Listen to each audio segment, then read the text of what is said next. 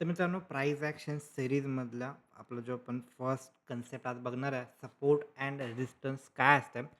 Support and रेजिस्टन्सवरून आपण कशाप्रकारे मार्केटमध्ये ट्रेड प्लॅन करू शकतो किंवा मार्केटमध्ये आपल्याला एक्झॅक्टली टार्गेट स्टॉप लॉसेस किंवा मार्केटचं ओव्हरऑल ॲनालिसिस आपल्याला करता येत आहे सपोर्ट अँड रेजिस्टन्सच्या कन्सेप्टमुळं. तर सपोर्ट अँड रेजिस्टन्सचा खूप इम्पॉर्टंट कन्सेप्ट आहे.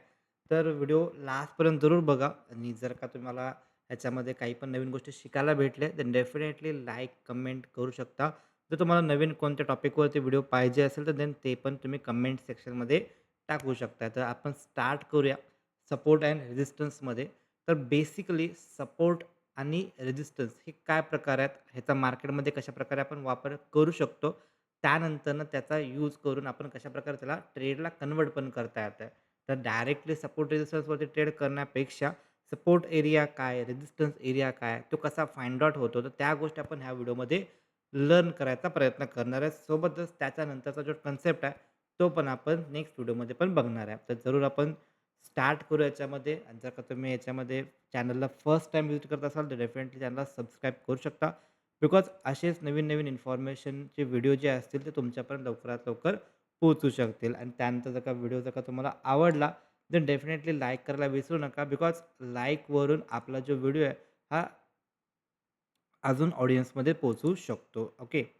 आता सगळ्यात बेसिक कन्सेप्ट काय आहे? तर बेसिक कन्सेप्ट आहे, की एखादा सपोज एरिया आहे. फॉर एक्झाम्पल आपण एक बॉल घेतला. हा बॉलला जर का आपण खाली टाकला, तर तो काय होतोय, एक फरशी असेल, फरशी किंवा ग्राउंडवरून हा काय करतोय, बाउन्स करून रिव्हर्स जातो वरती.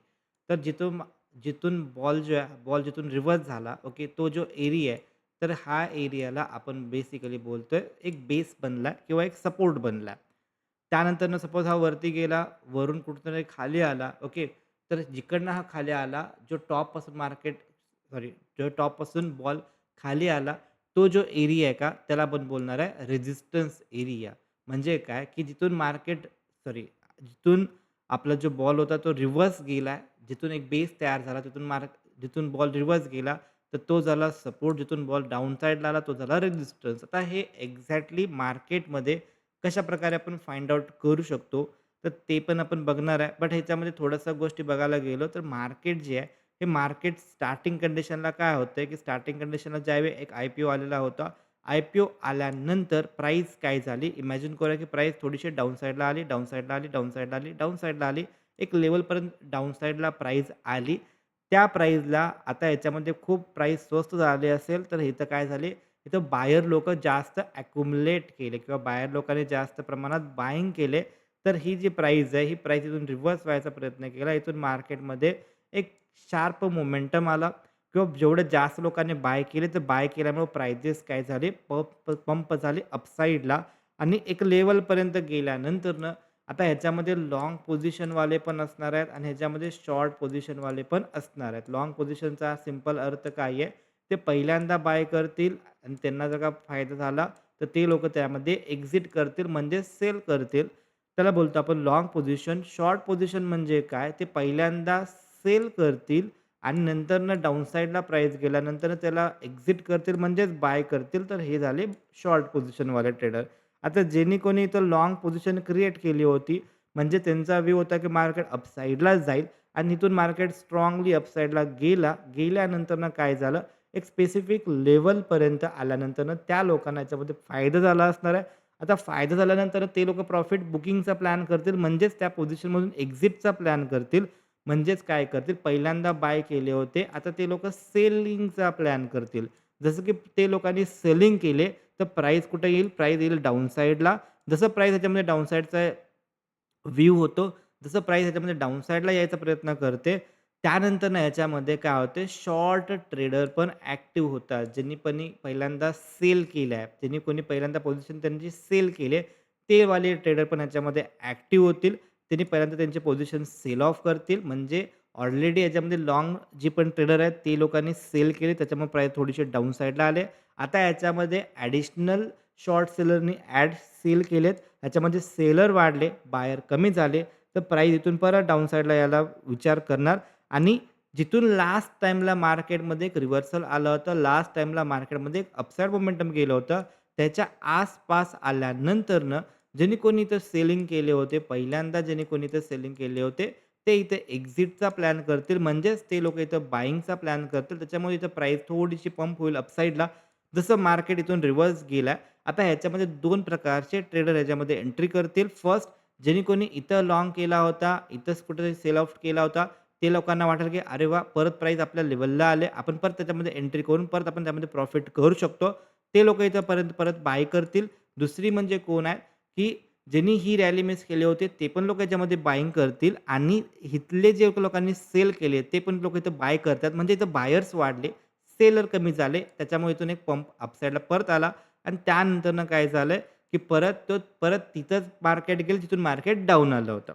आता इथं काय होईल, तर ह्या ठिकाणी परत सेम कन्सेप्ट होईल, की ज्यांनी कोणी लाँग गेले होते, ते लोकं इथं प्रॉफिट बुक करतील, म्हणजे सेल करतील. त्यामुळे प्राईस थोडीशी डाउन साईड ज्यांनी कोणी इथं लास्ट टाईमला सेल केले होते, इथं कुठेतरी बाय केले होते, ते लोकं परत सेल करतील.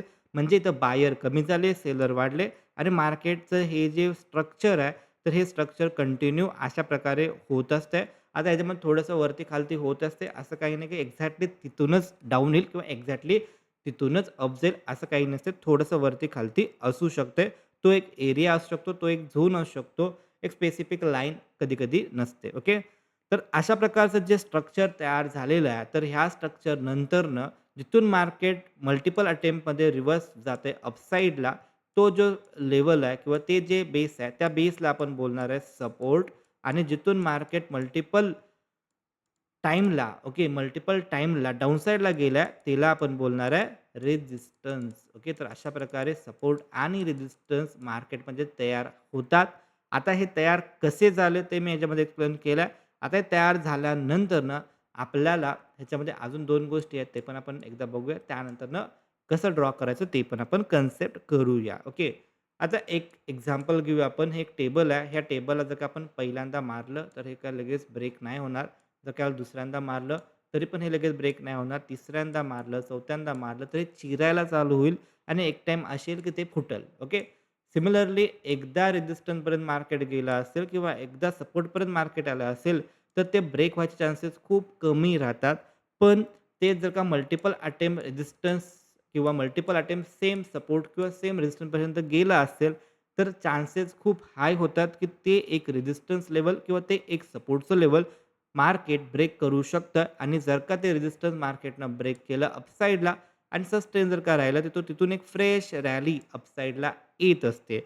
आता हे फ्रेश रॅली अपसाइडला आली कशी?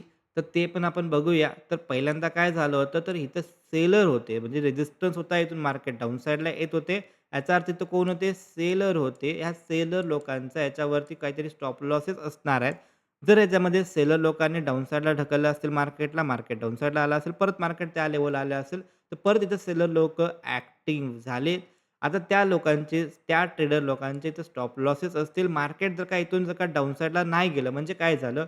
इमॅजिन करूया की इथे जास्त सेलिंग आली होती, त्याच्यामुळे मार्केट डाऊनला आलं. त्याच्यानंतर इथं पण सेलर लोकं आले, त्याच्यामुळे मार्केट डाऊन आलं. आता हे जे सेलर आहेत, तिथे जर का कमी झाले, सेलिंग कमी झालं असेल, बायिंग वाढलं असेल, तर बायरची स्ट्रेंथ वाढली, सेलरची ताकद कमी झाली.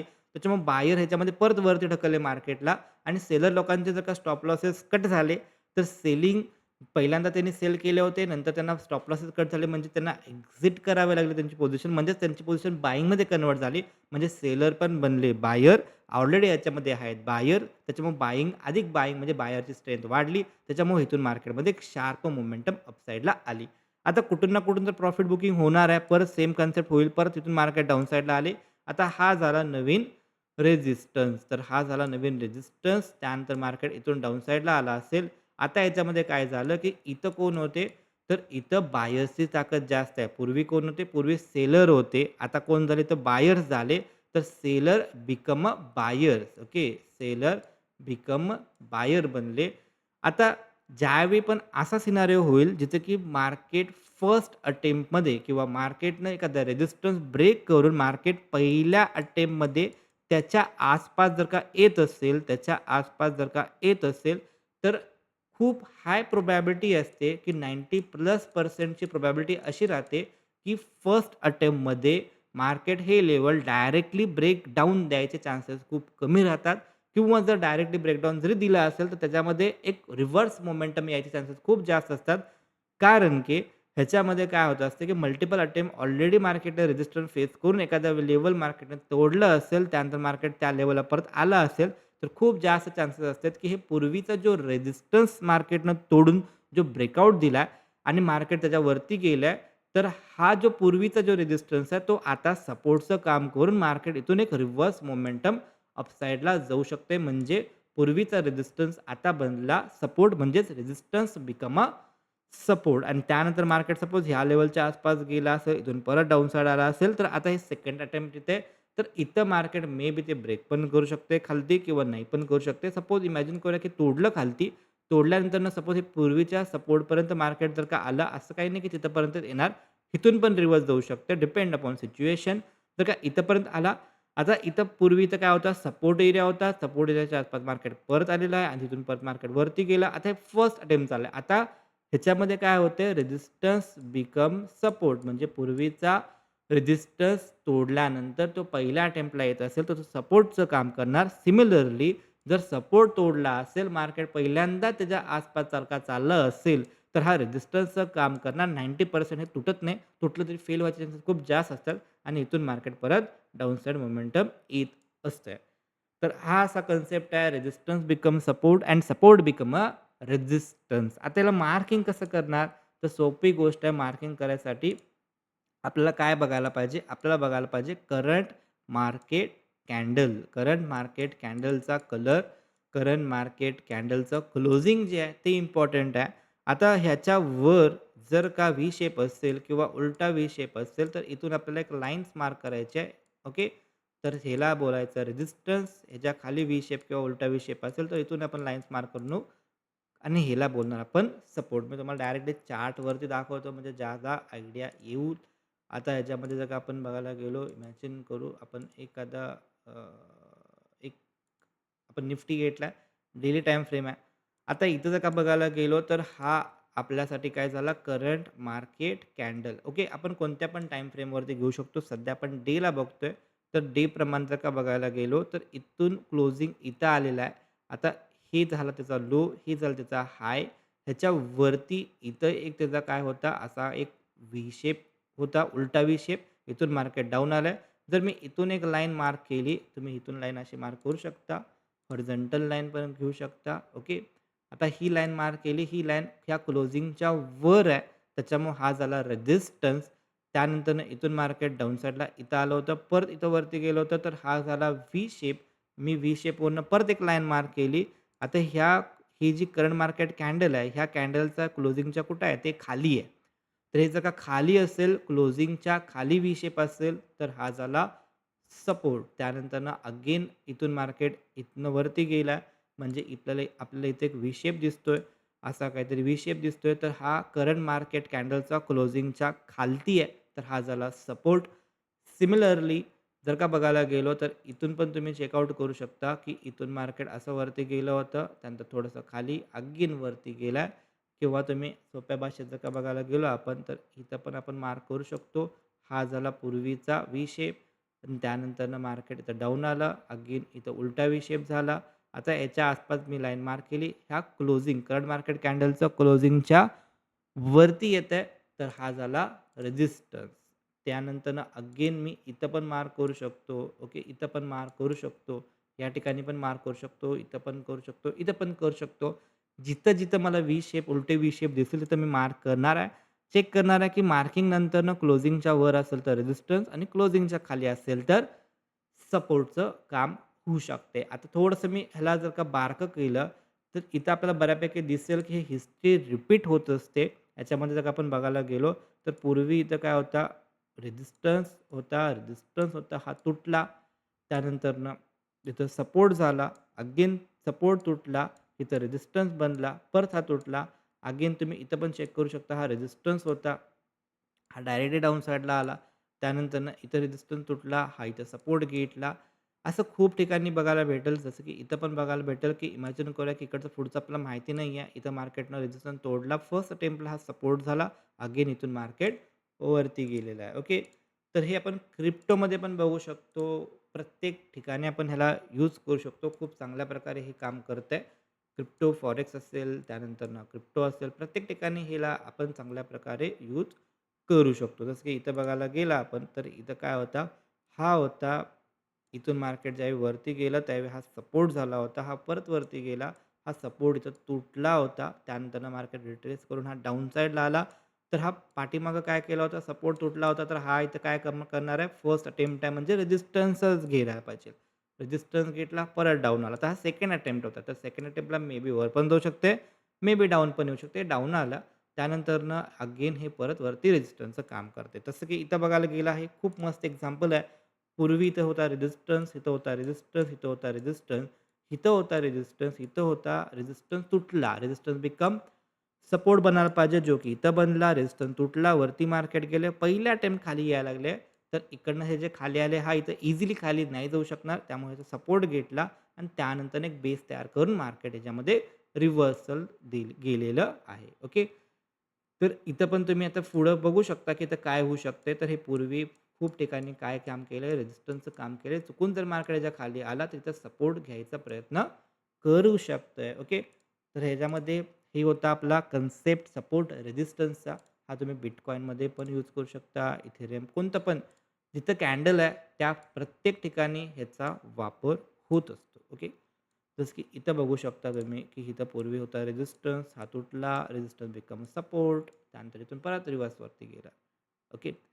तर खूप चांगल्या प्रकारे ह्याच्यामध्ये आपण प्लॅन करू शकतोय. फक्त हा एक कन्सेप्टवरती तुम्हाला आयडिया येईल, की मार्केटचा जो नेचर आहे, हा कशाप्रकारे राहू शकतो. जसं की इथं जर का आपण बघायला गेलो मल्टिपल याच्यामध्ये काय होते, रेझिस्टन्स होते. हे एरिया होता पूर्णच्या पूर्ण रेझिस्टन्सचा.